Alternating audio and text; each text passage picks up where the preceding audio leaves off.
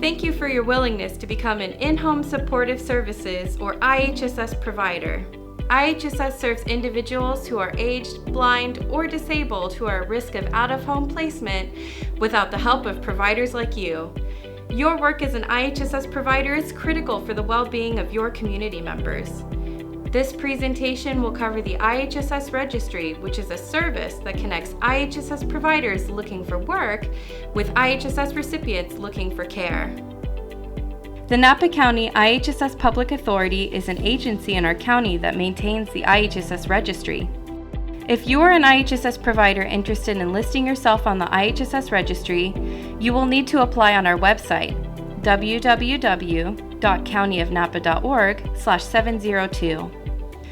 The IHSS Public Authority provides a number of services, including recruiting IHSS providers, maintaining a registry of providers, providing education and training for providers and recipients, and providing support services. Support services include mediation between providers and recipients, and providing information and referrals.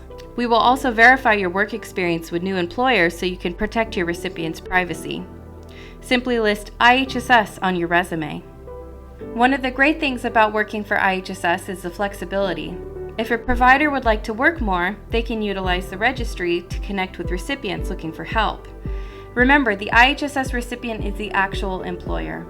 That means that they're responsible for hiring, firing, and training providers they have agreed to work with. IHSS registry providers are care providers who have taken that extra step to apply to be listed on the registry and update their availability regularly. Registry providers update monthly by calling, texting, or emailing the public authority. If you would like to apply, please visit our website at www.countyofnapa.org/702. Finally, the state of California is responsible for running the online time card system, paying for any hours the provider has worked and paying for certain employer benefits. IHSS providers have several important responsibilities. A provider must provide only the authorized services that they have agreed to do and let the IHSS social worker know of any changes, including if the recipient's condition has changed or if they're out of the home for care. Providers also have the responsibility to respect each recipient's individuality. That means honoring the recipient's privacy, dignity, property, religion, culture, and political preferences. All IHSS providers are mandated reporters. That means providers are required by law to report any suspected abuse, neglect, and self-neglect they see while they're working. Even if it's just a funny feeling, play it safe and make a report. Providers are responsible for filling out their timesheets on time. The online timesheet system does not have a reminder feature, so it's up to the provider to remember to fill out their timesheets every 2 weeks to ensure they're paid timely. We recommend providers set up reminders on their phone to do this every 1st and 15th of the month. It is the responsibility of the provider to end assignments respectfully. If a provider would like to stop working with the recipient, we ask that the provider give the recipient a 2-week notice so that they can arrange other care. And finally, work safe. If an IHSS provider is injured on the job, they must contact the IHSS Public Authority right away. Working safely is an important part of being an IHSS provider. Here are some tips to keep both you and your recipient healthy and safe. Wear a mask in the recipient's home and encourage them to do the same. Be aware of your surroundings. Look out for hazards such as needles, broken glass, or slippery rugs. Always use gloves when coming into contact with harmful substances, changing bandages, or touching broken skin. Practice safe lifting techniques and ask for training if you need it. And finally, have an emergency plan ready to go. In addition to knowing your responsibilities as an IHSS provider, it's also important to know your rights. Providers have the right to understand their work and to be treated with respect.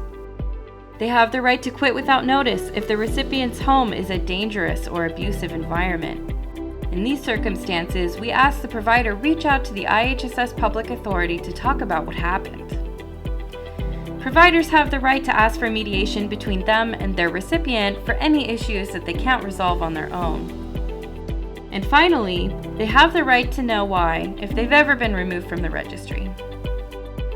The Occasionally, providers will need to be removed from the registry. The IHSS Public Authority reserves the right to do so in certain circumstances.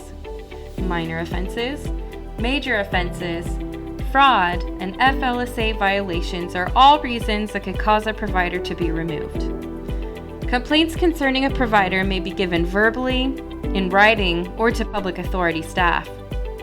We will document and evaluate all complaints made by both providers and recipients. A minor offense could occur for a variety of reasons. These are small offenses that would typically cause anyone to lose their job if they happened often enough. A provider may be removed from the registry after 2 valid complaints of minor offenses within a 90-day period. Minor offenses include things like not showing up to an interview, being late to work, rude or disrespectful behavior towards recipients or county staff, not doing the work that was agreed upon at hire or doing it poorly, not providing verification requested by the public authority, and not calling recipients or public authority staff back. Major offenses are much more serious and could also result in a report to the police or to protective services. A provider will be removed from the registry after 1 valid complaint of a major offense. Major offenses include things like theft, any kind of abuse, fraud, disclosing a recipient's confidential information without permission, bringing weapons or firearms to the recipient's home, being convicted of a Tier 1 or Tier 2 crime, being intoxicated or bringing illegal substances to work, knowingly putting a recipient in danger, or driving without a valid license, insurance, and registration. FLSA violations are paycheck violations. After the 3rd or 4th FLSA violation, providers will be suspended from the IHSS program for a certain amount of time. We remove providers from the registry if they are suspended, as they would not be able to provide services to recipients. Now that we've talked about the basics of the IHSS program, the IHSS Public Authority, and an IHSS registry provider's role, responsibility, and rights, let's talk about the basic activities that help the IHSS registry stay up to date. Once a provider is activated on the registry, they will be contacted each month to update their availability, contact information, and if they've had any other changes during the month. We reach out to active registry providers through emails and text messages. Some providers call in and leave voicemail messages every month. Providers are free to choose which contact method works best for them, as the goal is simply to communicate each and every month. This ensures that the registry is up to date so that providers only receive phone calls when they're looking for work, and recipients only call providers with availability. It's okay if a provider is no longer available for additional IHSS hours or would like to have their profile placed on hold. Some examples of situations where a provider may request to be placed on hold include when a provider has a full schedule and doesn't anticipate having any availability in the future, if a provider is out on a medical leave or vacation, or if the provider requests to be placed on hold for personal reasons.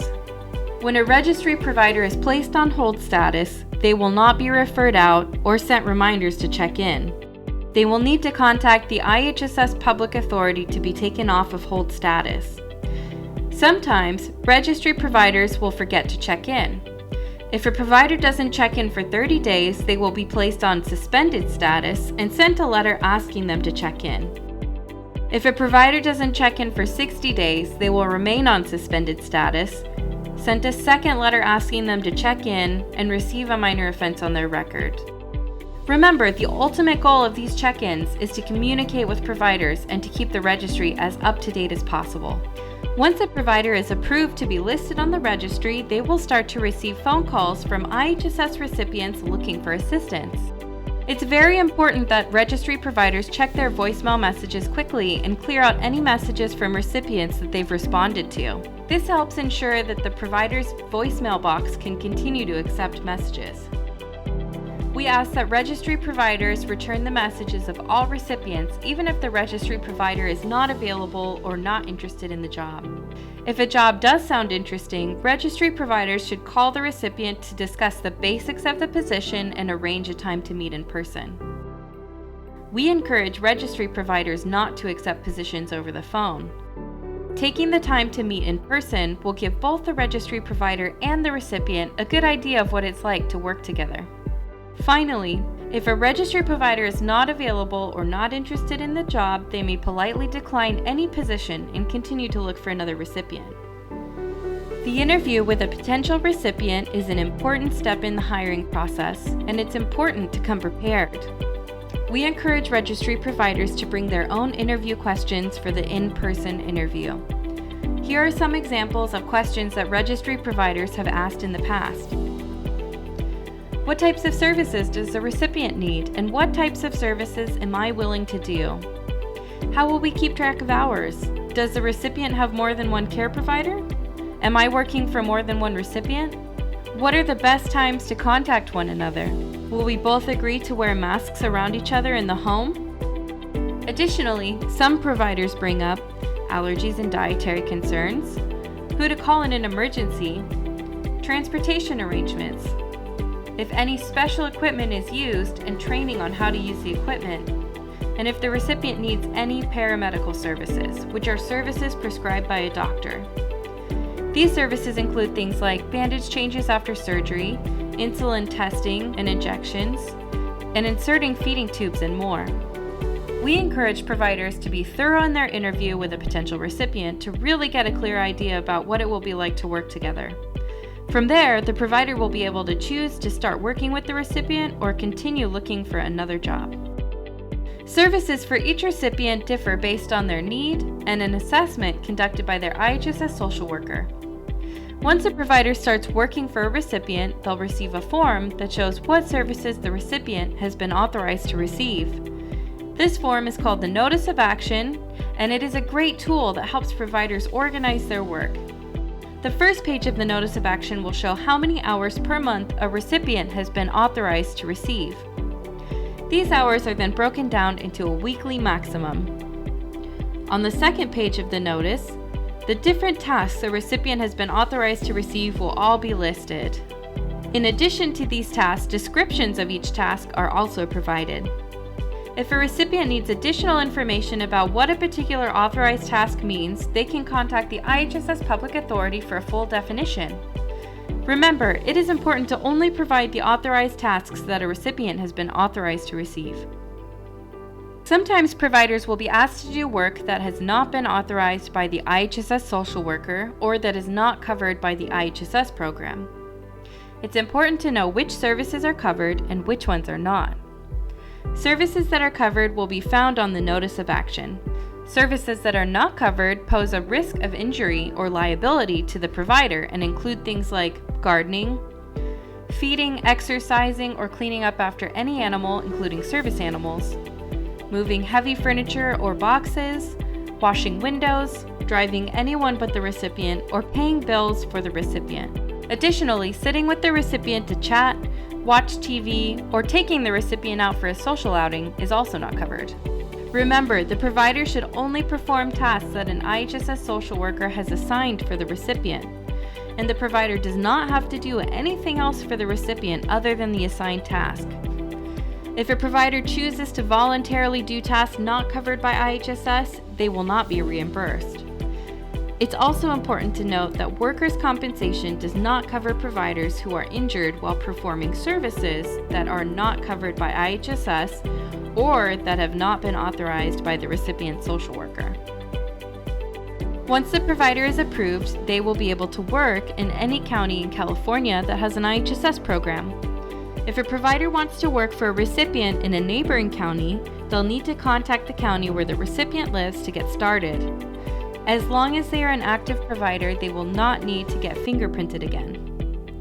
Remember, rate of pay and benefits varies from county to county, and each county has their own application process for putting providers onto their registry.